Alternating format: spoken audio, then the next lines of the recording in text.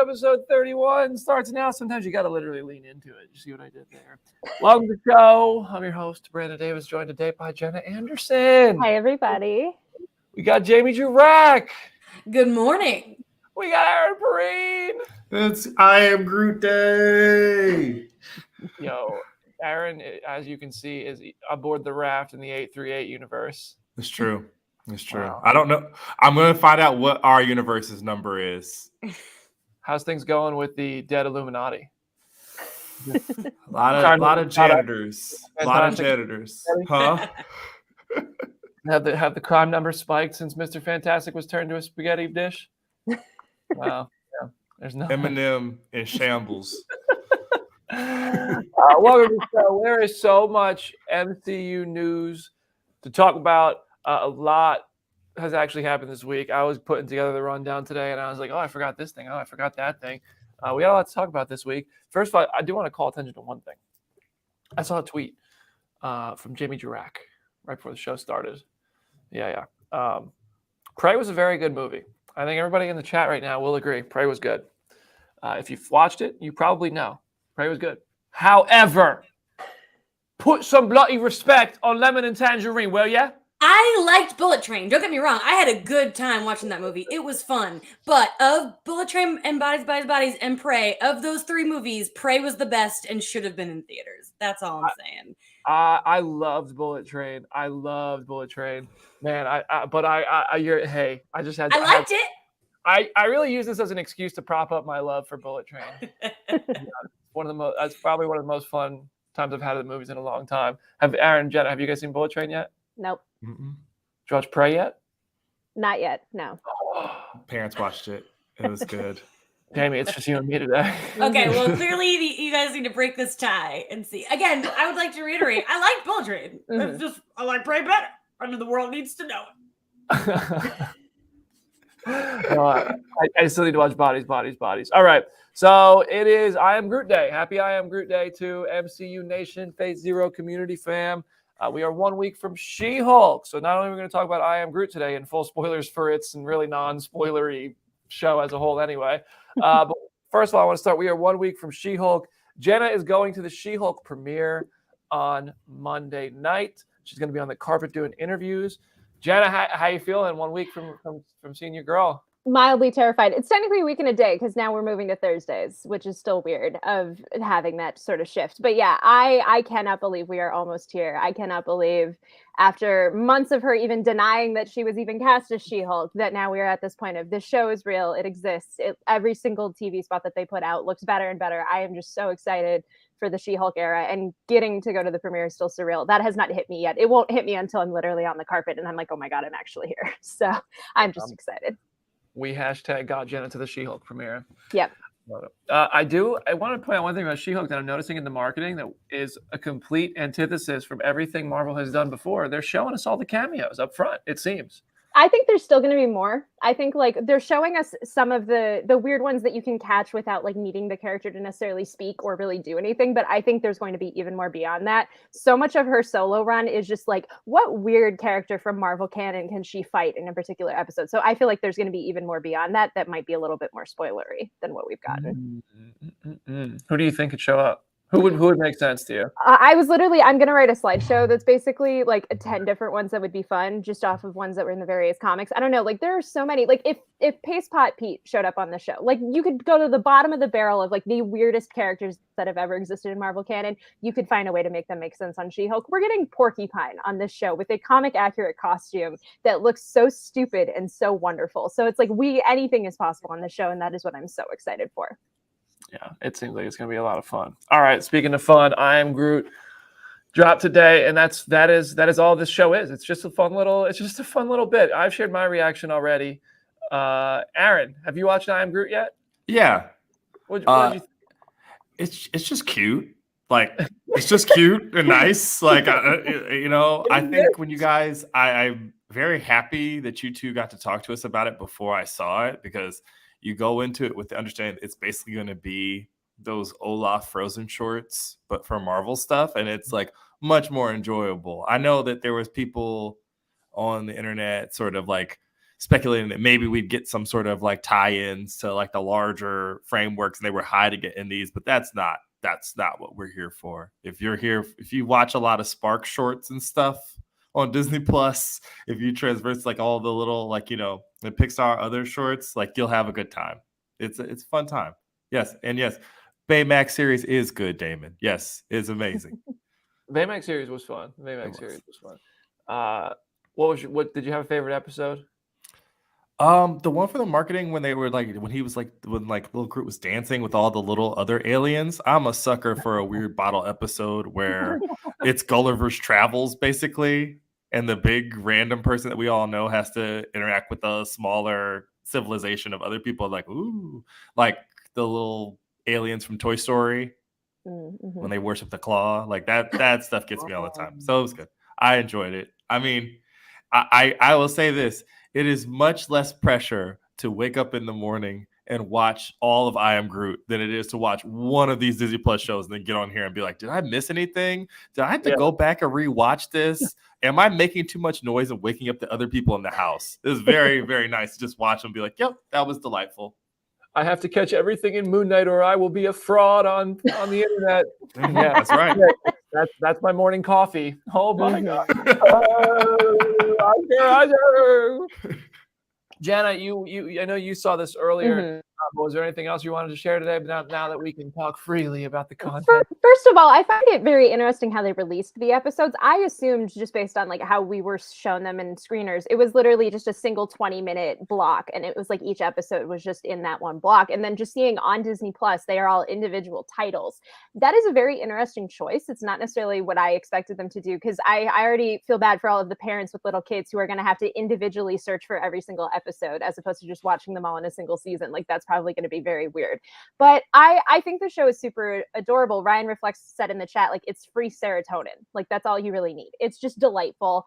My favorite episode was the one with Rocket where where Groot is going around the spaceship and like getting all of the little odds and ends from the various Guardians members to make the little portrait of all of them. That is just adorable. That like pulled on my heartstrings. I'm glad this show didn't like emotionally compromise us more. I wholeheartedly expected to go in and just be extremely sad. So the fact that we still came out of this unscathed and just having a nice little time, I'm like, cool, that's exactly what I wanted.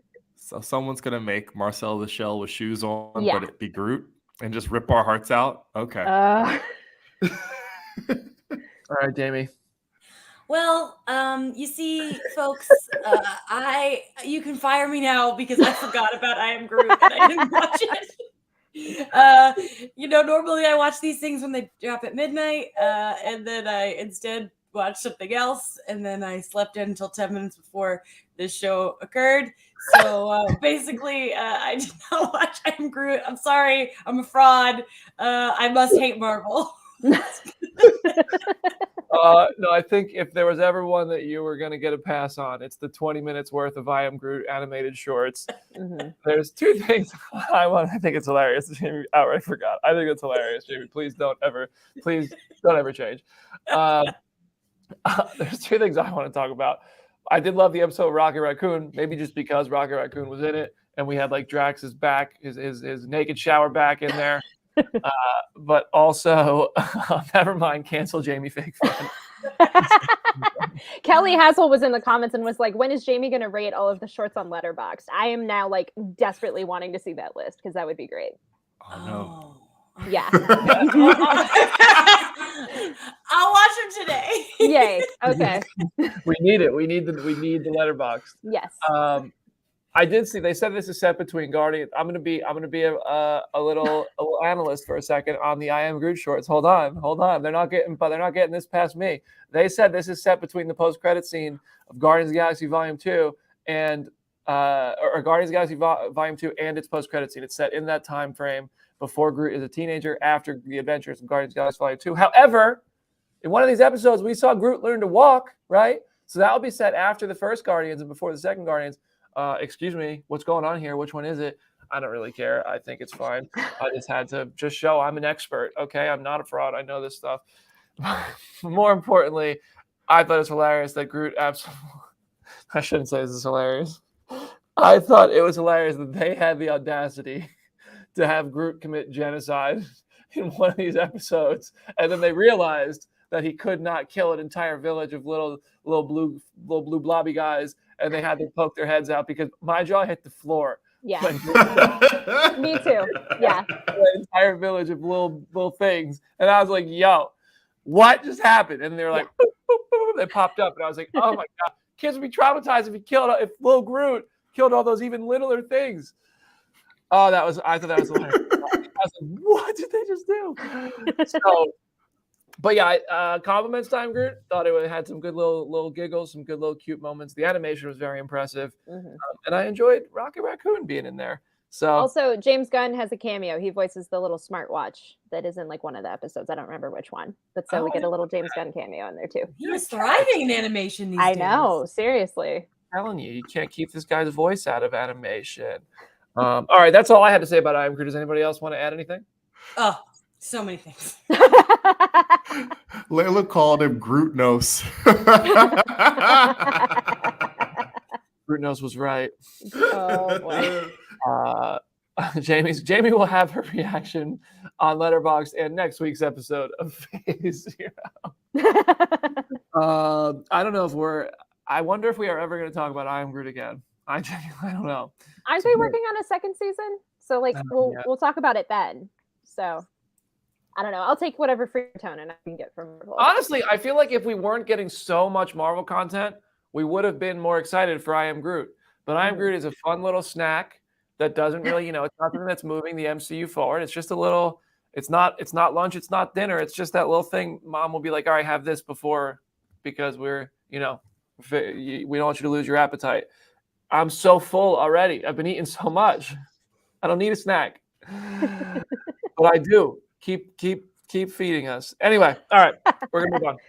Well, on the topic of continuing to feed us or maybe not feeding us, Rosario Dawson was at C2E2 in Chicago over the weekend, and during her spotlight panel, she said Punisher is happening again. Everyone got excited because that seemed as if, at very least, Jon Bernthal would be back as Punisher. At very most, we would maybe get like a new Punisher show or movie or something. She then said, and I quote, "I can't be trusted. Getting intel from fans during signings is iffy, apparently. My bad. I get excited. Confirmation is key when you're told what you want to hear." So she got the entire internet in a tizzy about the idea of Punisher potentially coming back, and it doesn't seem like he is yet. So what do we all think of that? She heard this from a fan at a signing and thought it would be a good idea to announce it at a panel. Girl. Girl. Oh, I mean, I'm sure. I feel like it'll happen, but I think this is hilarious that she did that. I think she knows something. They always know something. Yeah. Mm-hmm. Nah, who knows? Who cares? I saw so many Feige like sniper or like, Feige is the Punisher memes this weekend. It was like, all right, these are making a comeback because that's just him this whole weekend. Feige had like Rosario Dawson's relative and sent a photo of them in a chair. It was just like, what are we doing with Punisher? Take some heat off Patton. Just kidding. Feige is a nice guy. I'm just kidding. Mm-hmm. Please stop. I'm just kidding. No, I'm delusional right now. There are some stories that pop across my phone and I go, man, I'm kind of glad I'm not on the desk right now. And that was definitely one of them. I'm like, oh no. Either this is like wrong and everybody got excited for no reason, or it's completely right. And now I have to fear for her family because, oh no. Those paychecks about to stop coming in if you say one more word. I'm like, oh no. God. I really wonder, like, I would really love to. I want to ask Feige one time, and I feel like I can't waste a question on this because I don't think he'll actually answer it. But I would love to be like, listen, when somebody spoils something, what actually happens? Like, I know we make all the jokes, and the jokes are fun, but like, what actually happens? Has anybody ever actually like been fined for saying too much? Is it just like a strongly worded email? Like, do you steal their dog and say I'm keeping it for a week? I'll take care of it. But you can't see it. Like, what happens? Like, I would love to know what I'm sure legally that if somebody actually crossed the line and said something that was potentially damaging because it said too much, like, yes, legally you could fine a person. I'm sure it's written into a contract. That's what an NDA is. But I would just love to hear, like, when Mark Ruffalo live streamed the Thor premiere, what actually happened following that? What was the conversation? What was the act? Was there a punishment, or is this just a running joke? Like, I would love to actually know, right? Like, I don't know. I feel like you could ask Jamie Foxx, because I know he did an interview this week where he basically talked about the fact that he shared the fan art of the 3 Spider-Men like the second he started filming No Way Home, and then he was like, oh crap. And so, like, yeah, I feel like you could almost get a better answer if you ask the people who have spoiled stuff, because they might be able to tell you, but I don't know. Everybody in our comment section is saying there's some kind of breaking news. I don't know what's going on. I don't see anything. Yeah. I think I that just it's laughed. Go, Jamie. Oh, I think that because Brandon, you said that we were pausing for news, but we were just getting the normal news together. I think that's what the confusion is. Yeah. Yeah, we're just running through all of the week's news. The breaking news is that Am Groot is available now. Yes. HBO is live, and it's a great show. And we have another topic about Taika Waititi now. Breaking news. Oh my goodness. So Taika dropped some Hercules and Greek gods tea. And he said, I didn't even know that was a character in Marvel, but apparently it is, which is hilarious. And then he said, I know it's opening up a whole new thing, which I won't be invited to come and be a part of, but I'm happy for everyone who loves Greek gods. So it sounds like we are getting Brett back.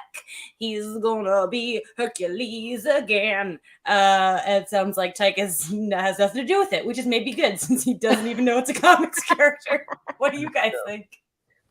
I just like Taika's over here getting married to Rita Ora. He's just living his best life. Like, that man has so much going on. I get that he doesn't have time to read a comic. I personally would rather have the director of superhero franchises read a comic, but I can let it slide with him somewhat.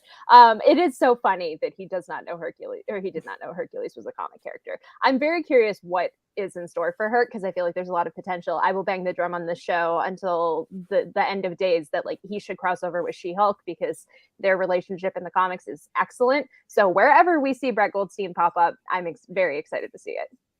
Man, Brett Goldstein, he's here, he's there, he's everywhere. Taika Waititi, DGAF lately, man. That dude just lets stuff fly, and it feels honestly kind of careless about the projects at this point, and that's kind of turning me off to some of the comments. But listen, I don't like to be the person who criticizes people on here. I just don't. It does, but I'd be lying if I said it. Some of the way Taika talks about Thor and some of the other projects, and how he's so open about how he doesn't know comics and stuff like that, it almost feels like it's a taunt, and I don't know that it is, but it's kind of just like, geez, man. What's going on here? You just don't care anymore. And the more I've thought about Thor: Love and Thunder, like when I saw that movie for the first time, I was like, man, that was so fun. I saw it again. I was like, dude, that movie is hilarious. I saw it a third time. And I was like, it doesn't really make sense. Like, yeah, I had fun. But the more I think about it, a lot of this movie doesn't make sense. And it's like, I've never had a movie my opinion of a movie drop so substantially after seeing it for the first time. I still don't think Thor: Love and Thunder is like a bad movie. I think it's hugely entertaining. But it does feel like, man, somebody didn't really care to iron out all the kinks in this one to actually help it reach the full potential. I don't know that was Taika. Maybe Taika's being careless because he got pushed to remove stuff, and that 2-hour mandate thing actually was true. I could see somebody reacting that way being totally reasonable in that too. But I don't know. The whole thing is just kind of weird to me how he's acting like he doesn't read comics and doesn't really care about anything. But maybe that's just Taika. Maybe that's why his movies are so fun. Aaron, what do you think of all this? I mean, I think there's room for people who aren't like slavishly devoted to like the source material, but I don't begrudge anybody for being that upset that it's not like whatever. Because I mean, I think we all went into Love and Thunder thinking it was going to be one thing, and then getting like the different Like, and for me, a lot of the difference of it like worked. I'm sure, like, Adam and me, I don't know how many images, how many walkthroughs about Gore the God Butcher he helped put me through, like, just to like, get some like footing. And then maybe like 4% of that being necessary. And I'm like, man, we could have been talking about pizza or something. Like, we wasted a lot of time, my friend. Like, we spent a lot of our lives like talking and preparing, and it did not come in handy at all. I think also there's an element of he's a troll, right? Like, he likes to poke fans. I don't think M. Night Shyamalan ran in here and was like, they handed me the comic books and I threw it back at them for real, right? It couldn't be that. So it's hard. It's like, I don't want to get worked into a shoot where I take something that is obviously not real and then make it real, and then you end up getting played because you take something that's obvious bait and like make too much of it, Yeah, I agree. I also just want to shout out Aaron's background against it. I think it looks so good on camera. We're gonna build one in my house. We need to build myself a containment cell. She-Hulk is actually representing me. That's why I'm here. You just move into wherever you are. That office is your home now. Yeah. Okay, there we go. I'll have to alert Ariel. You heard it here first. All right. Yeah. All right. We're going to take a quick 1-minute break. When we come back, we got a few more things to talk about, like Professor X. We're going to talk about Kingpin's return, some Black Panther, Wakanda Forever. We'll even answer a few of your questions live on the show. So during this break, make sure you subscribe to our YouTube channel. If you're watching, drop some comments. Let's get engaged with each other, everybody. Let's have some fun. Phase Zero community. We'll see you in a minute.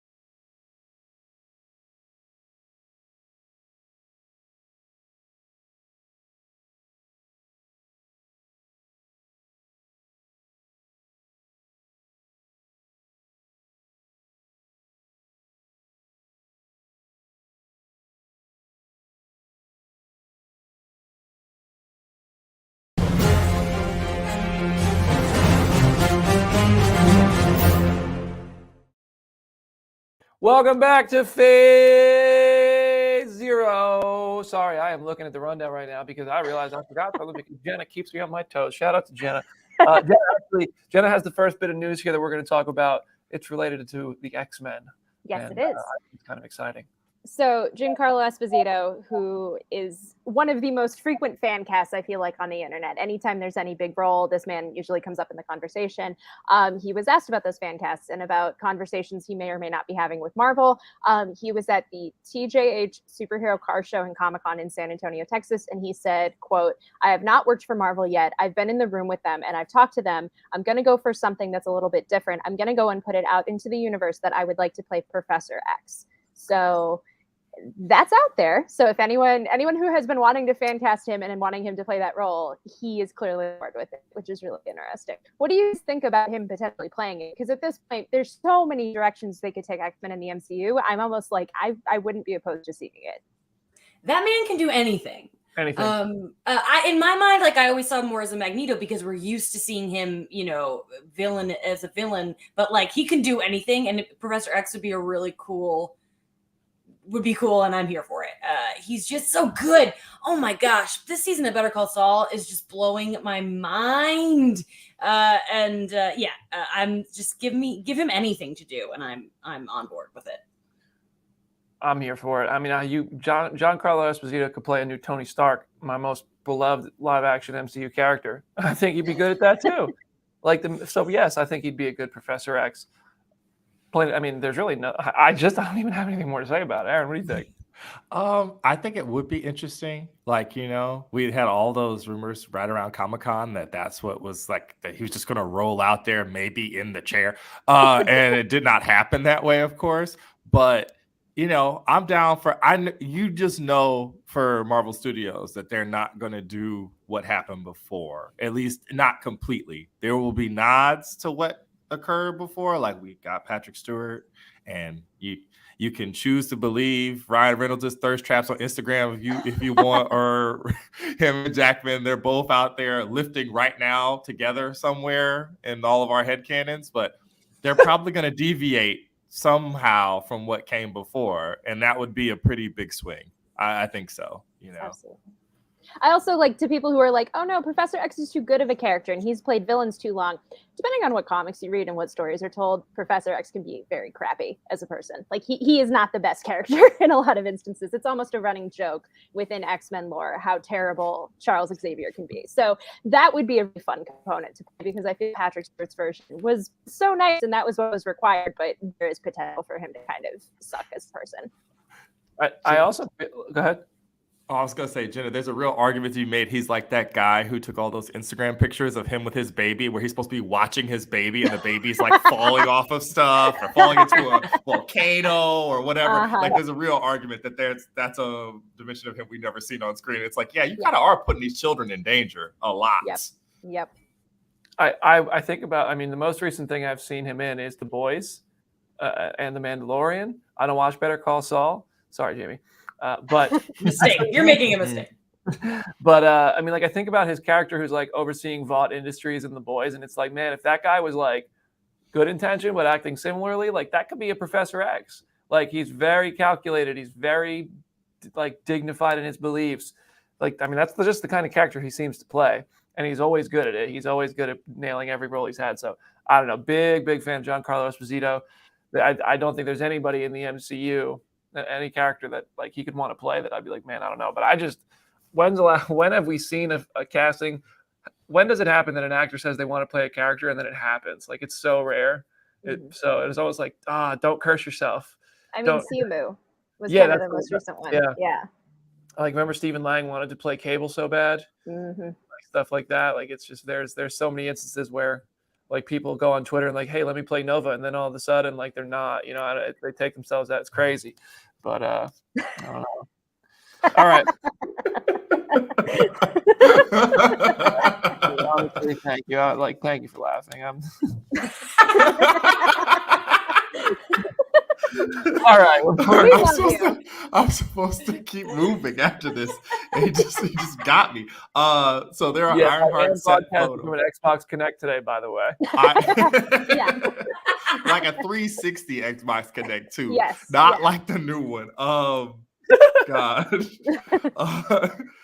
So we got Ironheart set photos around the internet. I'm sure if you're watching this show, you've seen the images. You have no impulse control. Thank you for keep watching. Yes, keep watching Phase Zero. Stream the show. So we got Dominique Thorne rolling around in her armor, and it's really cool looking. It's always a big thing when we see the characters' costumes for the first time because you want it to look good. And so first box checked. And we also got Anthony Ramos rolling around as the Hood, which we now know that he's playing from his costume, which we cannot show you. But you know where to go. You know where to find this stuff. Iman Vellani's talking about it right now on the Marvel Studios Spoilers Reddit. You can go talk with her about it. So we're getting a lot of Ironheart stuff. Everybody excited. Everybody thinks the hood looks good. Everybody thinks the suit looks cool. I can tell you that I rewatched Hamilton on Disney Plus this weekend, and it got me excited to see him in the show. So that's where I'm at. Awesome. He's been in quite a few things. A Star is Born, right? Yes. Yeah. I like him. Yeah. I literally from day one, I was like, I feel like he is playing the Hood. Like that was my guess as soon as he was cast. You said it here on the show. I did, and I'm very happy to be right, like extremely happy, because I think that is great casting, and I think the idea of juxtaposing Riri with like magical, like crime syndicate sort of stuff is so unexpected, and it is going to make that show so entertaining because it's just going to not be like anything that we've ever expected.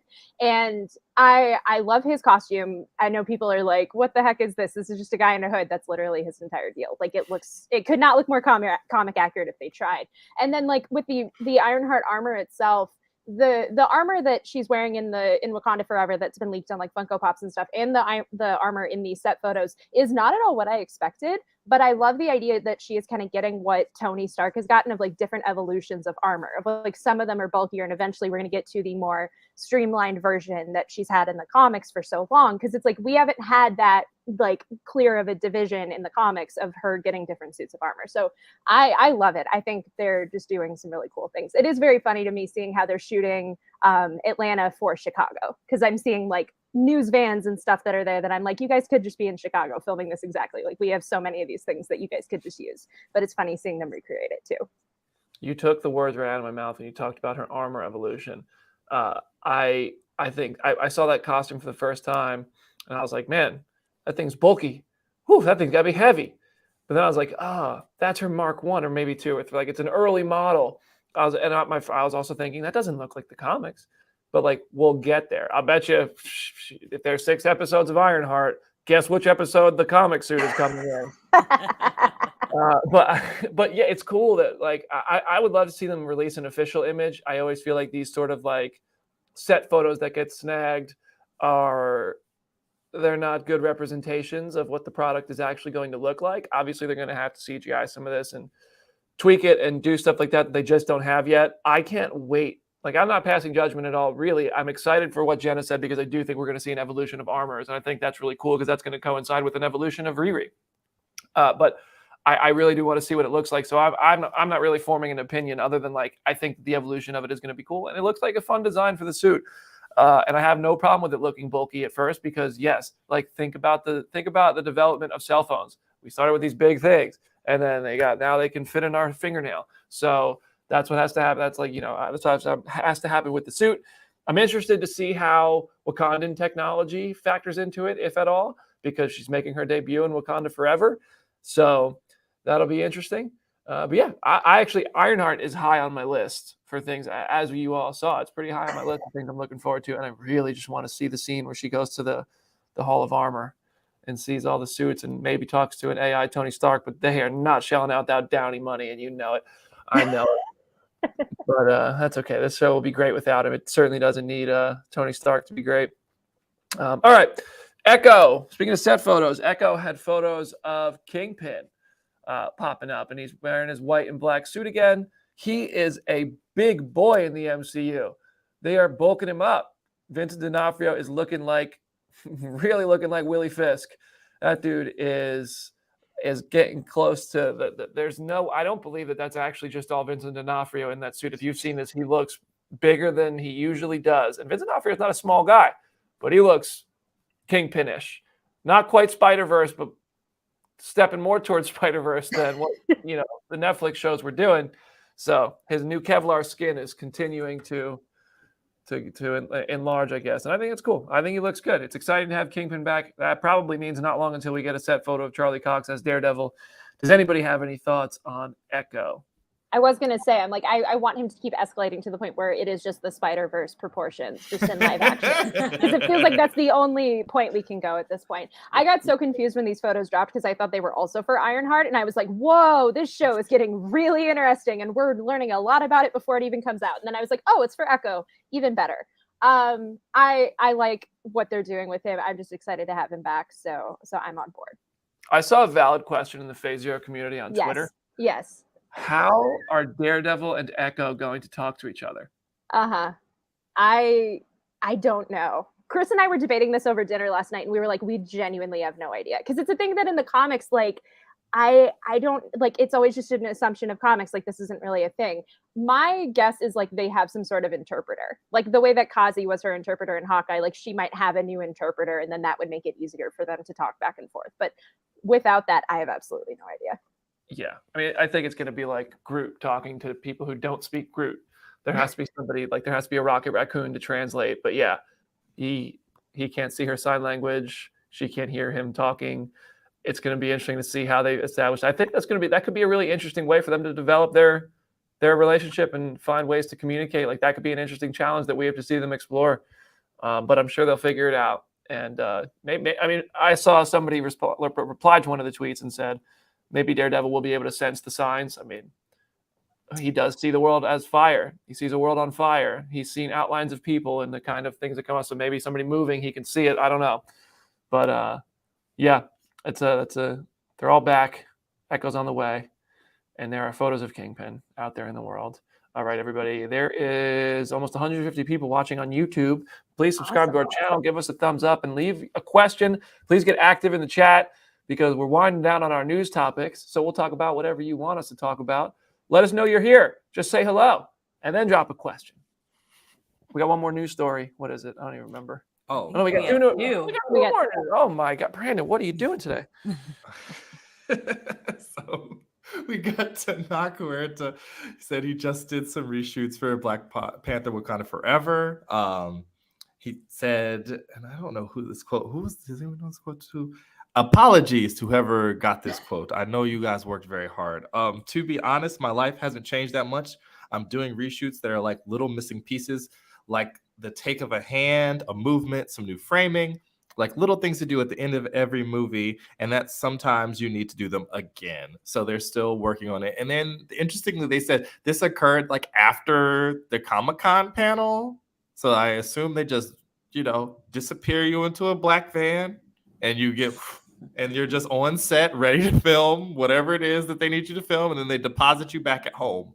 So I think it's safe to say this thing is not completely done. They're still like trimming around the edges, but I mean, these do sound like very small reshoots. It's not like surprise, there's another ending. I like that he's very much like, it's just, this is what movie making is, don't, because people hear reshoots and they panic, but like, that's just the way it goes. And I like that he made that very clear. Yeah. I mean, I also feel like Marvel goes through these test screenings, like every movie does. Every big studio film goes through test screenings. They look at what the audience reacts to. Test screenings, I believe. This is I don't mean to name drop, but this is literally where I heard this. I did an interview with Michael Bay, and he explained to me how test screenings work. Because he's Michael Bay, so of course he did. He told me that these test screenings work in a sense of like they watch what captures people's attention. If somebody pulls out their phone or somebody goes to the bathroom or somebody like starts to not pay attention or not be engaged with film in any way, that lowers the score. I'm sure there's also surveys and all kinds of things, but that is a big factor. So I find that interesting. Marvel, I'm sure, tests things more thoroughly than other studio films because they have more money to fix things because it's such a big brand and they know these things make money, and damaging the brand would then really damage the future. So I really do think that these reshoots are really only ever a good thing. It's like when a video game gets delayed and people are like, yeah, once you release a bad game, you release a bad game. So reshoots don't scare me unless I'm not going to go there. I'm not going to go there. No. Not a fan of some reshoots, but in the Marvel world, there haven't been reshoots that have scared me or made me think like, oh, they're making the movie worse or the movie's terrible. But yeah. Anyway, I rambled. I'm handing it over to whoever else wants to take over here. Well, so I added this to the rundown after watching the chat bring this up 1,000 times. Thank you to Layla for spearheading the conversation about this. Oscar Isaac and Moon Knight director Mohamed Diab were in Cairo, Egypt, and Oscar basically said in a little video that Mohamed posted, "Why else would I be here?" So Moon Knight season 2? I mean, why else would he be there? Hard to imagine he'd say that if that was really the case. Yeah. Right? Like, I don't know. I mean, hopefully Moon Knight season 2. Jim Viscardi is giddy right now if he's watching. Even if it's not Moon Knight season 2, he's coming back in some capacity. Like, yeah, we'll see him again. No part of me is worried about that. Yes. Go ahead, Bree. Oh, we're Jamie. Okay. The last one of those QR codes in the last episode of Moon Knight, really near the end, if you scanned it and looked at it, it's a issue of a comic with Moon Knight fighting against Kang to go get 3 Khonshu artifacts. So I'm like, oh, he's looped into this way, way more than I think any of us like expect, which is good because if you like Oscar Isaac, Layla, he's been reading. Slavin Feige himself has been reading your tweets. I saw the stuff in the chat earlier. I was laughing at it. It's great. So he has to figure into this somewhere. And unless you just want delicious refreshments out of a bag, right? He's got to figure. That's the only reason I'm going to go back and get those delicious treats. There's been a lot of delicious treats in the last 3 Disney Plus shows. Yeah. But I'm down for more Moon Knight before D23, before they tell us about it, which I hope they will. I wonder what's coming at D23. Watch them be like, oh, remember we told you about Phase 4? Yeah. Well, or Phase 5? This is really Phase 5. There are 7 more titles coming in Phase 5. I honestly don't know if I can handle that. I mean, I'm just imagining us having to redo our rankings, and I'm just like mentally crying. and we will. And we will. You're not allowed to look at your original rankings. You have to just rank them off the top of your head and see if anything changes from your previous ranking. I think that's fair. Yeah. Yeah. All right. So my top 3 are obviously going to be the first Scarlet Witch solo movie, the second Scarlet Witch solo movie, and then the third. Yeah. You would have put the third one first, so you could like the culmination would be the most anticipated. Oh, you know what? That's a good point. Actually, I think I put the second one first because I feel like the second ones are always the best. Yeah, that's usually true. The Scarlet Witch Winter Soldier. Yeah. All right, we got. Oh God, that sounds amazing. That we can have some fun with. I saw one from Julia Delbo. All right, who do you think will be prominent in the next Avengers movie? Well, first of all, Shang-Chi. Yeah. Realizing most of my faves from this era probably won't be, and it's lessening my hype. I agree with that as well. I'll be honest, not having Captain America and Iron Man certainly, and T'Challa, it's like a Black Widow, certainly kind of makes me feel like, oh gosh, there aren't really there aren't dynamics in the MCU between characters that I am as invested in as I was with like Tony and Cap, and then like the rest of the Avengers and their dynamic. I really hope they'll start building up Shang-Chi's interactions with other characters. Like I think Yelena and Kate Bishop is going to be a fun one to follow. So there's stuff that hasn't happened yet that has to get me excited for this. But I don't want to go first here because I talk too much. Anyway, Jenna, who actually, Aaron, I'm going to come to you first. Who characters do you really want to see be on the Avengers roster? Okay. And it's like sort of cheating because as soon as we figured out, like, now that we've all known that it's like Kang Dynasty is where this is all going, and then it's even further, it's all going to Secret Wars. You instantly start looking at those storylines that involve that character and the people who are fighting against them. So a lot of like my favorites are there.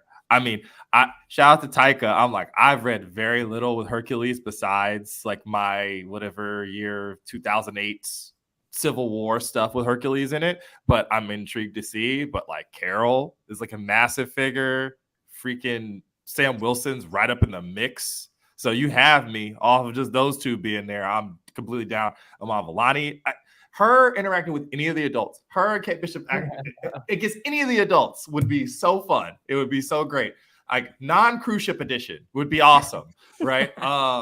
And Shang-Chi, of course. And I'm trying to think if there's somebody else that we've met so far that was really, I know Oscar Isaac with anyone, it's great. I'm trying to think of like, there's somebody else in one of these. There's so many characters that have been introduced. This is very difficult. This is more hard than I think it is. This is like Family Feud questions. And I'm like, I don't know all of them. Reframe the question a little bit. Like, who is somebody like obviously Sam Wilson, I think, has to be a leader in the Avengers going forward. If he's not, like, what are they doing? Who is somebody that you think it'll be a fun dynamic to see Sam interacting with? I guess Bucky, but like, is there anybody else? I really, truly, like, if I think about like all the players that are on the board so far, him, and I feel like they have to have him and Zemo like cross paths again in some ways. And I don't think it's going to be as cordial as it was in Falcon Winter Soldier. Like, I don't. Like, Zemo's going to be in the middle of Thunderbolts. And I assume since Captain America New World Order is the thing before, we're going to get more dancing, as it were, proverbially, before Thunderbolts. So I hope that's what happens. But on the hero side of things, him and Tom Holland, there has not been anything besides like them fighting him in Civil War. And I thought that for sure, I'm like, oh, they're in the middle of New York at the end of Falcon Winter Soldier. Maybe just have the kid fly by. That's the 4th time we thought Spider-Man would be there in one of these. At some point, Spider-Man's got to get back with the other adults that don't remember who he is. Seeing Sam have to wrangle up all the kids. Yeah. Watching Sam have to like oversee like Spider-Man, Who's I don't know that kid who's Spider-Man. It's his birthday today, but I actually I don't forget his name. Kate, Yelena, Iman's, Kamala. Like seeing Sam have to kind of be like a figurehead in the Young Avengers, I think would be a really fun role for him because Sam gets tired of being annoyed sometimes, and that is hilarious. That's always good banter. And Anthony Mackie's so good at playing that. Like when he calls Ant-Man Tic Tac, like what names would he have for all the Young Avengers? I think that could be a lot of fun. I think that's fun. Oh man. All right, let's see what other questions we got here. What announcements, this comes from DDM, what announcements might Marvel make on Disney Plus Day with D23 just a couple weeks after? When is Disney Plus Day? It's the day before D23. Like it's like that Thursday, and then I D23 starts that Friday. I really in early September. I don't know. I don't know that they. I feel like the biggest thing is acknowledging that Werewolf by Night or whatever it's going to be called actually exists. It doesn't. No. That shit ain't real. No. Nice try. Yeah. It's that Batgirl in liminal space forever. Forever. I'm getting increasingly convinced that the Halloween special will just be Beyonce style dropped on Disney Plus. Like we will just wake up a Thursday and it will just be there. Because at this point, there's no marketing otherwise. So I don't know. Happy Halloween. Here is a Halloween special. Yeah. Maybe you'll find it. Maybe you won't. Yeah, I don't know. That's bizarre. All right. Neebs is in the chat. Shout out to our friend Neebs. All right. Well, I'm just reading this question. Since the Eternals are now present in the MCU with the X-Men possibly in the next saga or the last third of Multiverse Saga, could all things align to a Judgment Day MCU movie? Yeah. I mean, it could. That's so. Wouldn't that be like after Secret Wars? Yeah, I feel like that has to be like a phase or two after Secret Wars. That's not real. No, it's not. Like at phase all. 9, No. right? Or No. something, or phase 8. That would be, yeah. I think we have to get Avengers vs. X-Men before that. Yes. Yeah. Are you going to switch the show to Thursdays since She-Hulk is going to Thursday? This will be the last question of the day. I believe the answer is yes. Mm-hmm. I have not cleared that with the powers that be here at comicbook.com. Yeah, please. The Thursdays are open. Fridays are Comic Book Nation episodes on the Twitch channel. Comic Book Nation just launched its own YouTube channel. So if you want to go support Kofi, Matt, and Janelle, where they talk about all things, not just Marvel as we do here, I suggest doing that. But I see no reason for us to stay on Wednesdays and talk about new episodes of She-Hulk 6 days later and predict things one day before. So I do believe next week we will be on Thursday. We will have official comments on that on our Twitter account and on our YouTube channel and stuff. You'll find out because we either won't be live Wednesday or we will, and I don't think we will. So it looks like we are moving to Thursdays. I hope you will join us. Please subscribe to our YouTube channel so you don't miss it. Jamie, any last words for today's show? Oh yeah, I'm gonna say the same thing I did last week, which is watch Paper Girls if you haven't yet, because it's great. Also watch Prey. Maybe watch my favorite movie of all time, Grease, as a little shout out to Olivia Newton-John, R.I.P. And you know what? Just have a really good rest of your week. I love that. Have a good rest of your week. Jenna, what you got? That was all beautifully said. Go watch Sandman. The Sandman is incredible. I'm only halfway through it because I've been savoring it, but I want to just like cancel all my plans and binge watch the entire thing.